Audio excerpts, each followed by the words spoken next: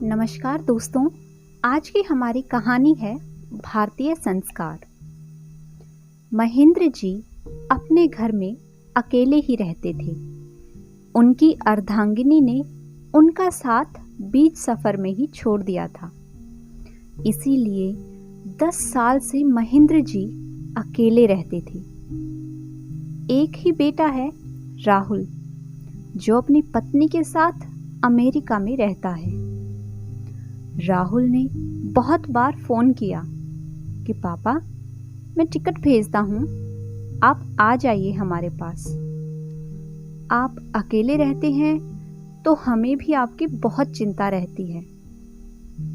पर महेंद्र जी उसी घर में रहना चाहते थे जहाँ उनकी पत्नी की यादें जुड़ी हुई हैं। उनके इकलौते बेटे का बचपन जुड़ा है। आखिर कैसे मोह त्याग दें उस घर से। लोगों के लिए ये बस एक मकान है, पर महेंद्र जी को इस मकान की हर दीवार और छत से ही नहीं, जर्रे जर्रे से प्रेम की अनुभूति होती है। आज फिर राहुल का फोन आया था और इस बार राहुल की पत्नी शीना और 6 साल की बेटी परी से भी बात हुई। पहली बार उनका हृदय डोल गया और वो अमेरिका जाने के लिए राजी हो गई। शायद बेटे से ज्यादा पोती से मोह हो गया हो। खैर, कुछ भी हो, महेंद्र जी अमेरिका जाने के लिए तैयार हो गए। राहुल ने कुछ दिनों बाद टिकट भेज दिया और आज महेंद्र जी अमेरिका जाने के लिए निकल रहे थे। पूरे मोहल्ले के लोग उन्हें विदाई देने आए। पड़ोस वाले शर्मा जी ने उन्हें अपनी कार से एयरपोर्ट पहुंचाने गए थे। सब कुछ छोड़कर जाते समय महेंद्र जी की आंखें भर आई थी। ठीक समय पर प्लेन ने अमेरिका की धरती पर लैंड किया। एयरपोर्ट पर राहुल अपनी पत्नी शीना और बेटी परी के साथ मौजूद था। सबने महेंद्र जी के पांव छूकर आशीर्वाद लिया। महेंद्र जी सबके साथ कार में बैठ गए। पूरे रास्ते परी अपने दादाजी से बात करती रही। पहली बार अपनी पोती से मिलना, उससे बातें करना उन्हें बहुत अच्छा लग रहा था। उन्हें पता भी नहीं चला और 1 घंटे का सफर तय हो गया।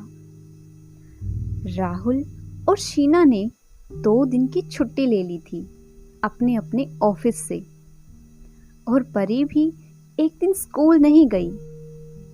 पर जब 2 दिन बाद राहुल और शीना अपने अपने ऑफिस चले गए और परी भी स्कूल चली गई, तो महेंद्र जी को वही अकेलापन महसूस होने लगा जो अपने भारत में होता था।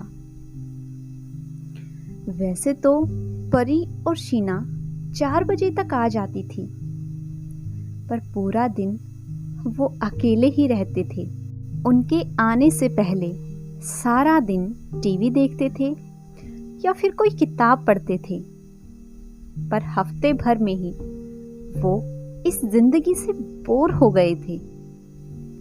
उनकी परेशानी शीना को शायद समझ आ गई थी।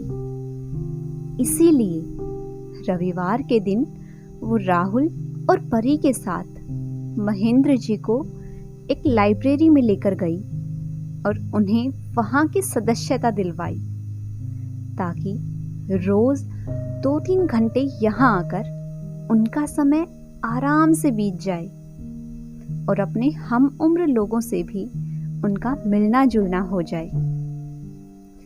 महेंद्र जी को लाइब्रेरी में आकर बहुत अच्छा लगा और उन्होंने हृदय से अपनी बहू को ढेर सारा आशीर्वाद दिया।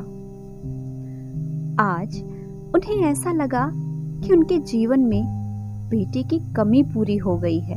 उन्हें वो दिन याद आ रहा था जब राहुल ने अपनी पसंद की लड़की से शादी कर ली थी अमेरिका में, और बताया था कि शीना के माता पिता भारतीय हैं, पर शीना का जन्म अमेरिका में हुआ है। तब उन्हें बिल्कुल अच्छा नहीं लगा था, पर कुछ कह नहीं पाए थे, और इसीलिए शायद उनका मन नहीं करता था कि बेटे बहू के पास रहने जाएं। आजकल तो हमारे देश में भी बहुएं सास ससुर को अपने पास नहीं रखना चाहती, तो शीना भला कैसे चाहेगी जिसकी पैदाइश ही विदेश में हुई हो। पर आज महेंद्र जी की सोच बदल गई थी। वो समझ गए थे कि इंसान के अच्छे और बुरे होने के लिए इंसान की अच्छी और बुरी नीयत जिम्मेदार होती है, कोई देश नहीं। अब महेंद्र जी ने भी अपनी एक डेली रूटीन बना ली थी। पहले शीना सबके लिए नाश्ता बनाने के बाद परी को स्कूल छोड़ते हुए अपने काम पर जाती थी।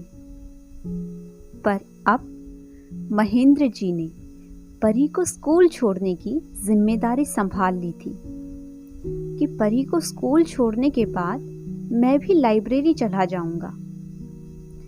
पहले पहले शुरू में उन्हें ट्रेन से जाना मुश्किल लगा, पर हफ्ते भर में ही वो इसके अभ्यस्त हो गए थे। अब उन्हें थकान भी महसूस नहीं होती थी, बल्कि इन दिनों उनमें नई उम्मीद, नए उत्साह का संचार हो गया था। आज रविवार था, इसीलिए सब साथ में शॉपिंग मॉल आए थे। शीना ने बड़े ही मान मनोहार से महेंद्र जी को जींस और शर्ट दिलवाया। महेंद्र जी को शीना का इस तरह उन पर यूं हक जताना बहुत अच्छा लगा।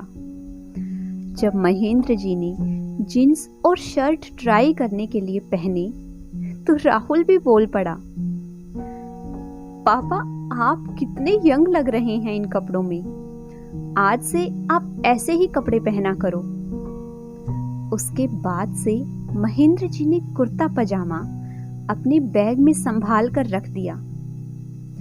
अभी महेंद्र जी को लाइब्रेरी ज्वाइन किए हुए 20 दिन ही हुए थे कि एक दिन लाइब्रेरियन किसी से फोन पर बात कर रहा था, जिसे सुनकर महेंद्र जी को पता चला कि उसे शायद किसी व्यक्ति की जरूरत है जिसे हिंदी और अंग्रेजी दोनों भाषाओं का ज्ञान हो। महेंद्र जी ने उससे अंग्रेजी में बात की और उसकी परेशानी पूछी, तो पता चला कि यहाँ के मैनेजर का एक्सीडेंट हो गया है, इसीलिए उसकी जगह किसी को रखना है। महेंद्र जी ने उससे पूछा, काम कितने घंटे करना होगा? तो लाइब्रेरियन ने बताया, सुबह के 9 बजे से दोपहर के 2 बजे तक। महेंद्र जी ने उससे कहा, अगर आप चाहें तो मैं ये काम अच्छी तरह संभाल सकता हूँ। लाइब्रेरियन ने भी तुरंत हाँ कर दी, पर कहा कि वो उन्हें इस काम के लिए बस 10,000 रुपए मंथली देंगे। महेंद्र जी ने भी तुरंत हाँ कर दी। वैसे भी पूरा दिन बैठने से अच्छा है कि कुछ काम किया जाए। अब बेटे बहू के साथ महेंद्र जी भी काम पर जाने लगे थे और शाम में शीना और परी के घर आने से पहले ही घर आ जाते थे। दोबारा से काम करने से उनमें नया आत्मविश्वास जाग चुका था। घर आने के बाद सोने के बदले वो खुद के लिए और शीना के लिए भी चाय बना लेते थे। फिर दोनों साथ में बैठकर बातें करते हुए चाय पीते। परी भी बहुत प्यारी और समझदार बच्ची थी। खुद से खाना खाकर होमवर्क करने बैठ जाती थी। महीना पूरा होने के बाद महेंद्र जी को पहली सैलरी मिली, पूरे 10,000 रुपए का चेक, जिसे उन्होंने शीना के हाथ पर रख दिया और बोले, शीना बेटा, मैं तुम्हारी शादी पर तुम्हें कोई नेक नहीं दे पाया था, इसीलिए इसे वही नेक समझकर रख लो। शीना ने तुरंत महेंद्र जी के पांव छू लिए और खुशी खुशी उस चेक को संभाल कर रख दिया। शाम में जब राहुल घर आया तो उसने सबसे पहले राहुल को यही सारी बातें बताई। राहुल ने जब यह सुना तो वो भी बहुत खुश हो गया और दूसरे दिन ही जाकर अपने पिता का बैंक अकाउंट खुलवाने के लिए अप्लाई कर दिया। खुशियों के दिन पंख लगाकर उड़ जाते हैं। महेंद्र जी 6 महीने के लिए अमेरिका आए थे और 6 महीने पूरे हो गए थे, इसीलिए अब उन्हें अपने देश वापस जाना था। राहुल कह रहा था, पापा, आपको जल्दी ही वापस अपने पास बुला लूंगा, आप चिंता मत करना। एयरपोर्ट पर राहुल, शीना और परी तीनों की आंखों में आंसू थे और महेंद्र जी उन्हें कह रहे थे, हाँ बेटा, जल्दी आऊंगा। मैं अब ऐसे भी तुम लोगों से ज्यादा दिन दूर नहीं रह पाऊंगा। प्लेन में बैठे बैठे वो सोच रहे थे कि कहाँ मैं सोच रहा था कि दूसरे देश में रहना बहुत कठिन होगा और कहाँ अब यहाँ से जाते हुए तकलीफ हो रही है। उधर शीना सोच रही थी कि उसके जानने वाले लोग कहते थे कि सास ससुर आते हैं तो बहुत परेशानी होती है, घर खर्च बिगड़ जाता है। और कहाँ मेरे ससुर नहीं, मेरे पापा ने तो मुझे अपनी कमाई का नॉमिनी ही बना दिया। दोस्तों, मेरा मानना है कि हृदय में प्रेम हो और कुछ करने की चाहत हो तो हर स्थान और परिस्थिति अनुकूल बन जाती है। फिर फर्क नहीं पड़ता देश अपना है या पराया। अपने संस्कारों से जुड़िए, खुशी पाने के साथ बांटना भी सीखिए। फिर देखिए, हर उम्र में कामयाबी है और हर रिश्ता हमारे करीब। अगर आप सभी को आज की मेरी ये कहानी पसंद आई है तो वीडियो को लाइक कीजिए, शेयर कीजिए।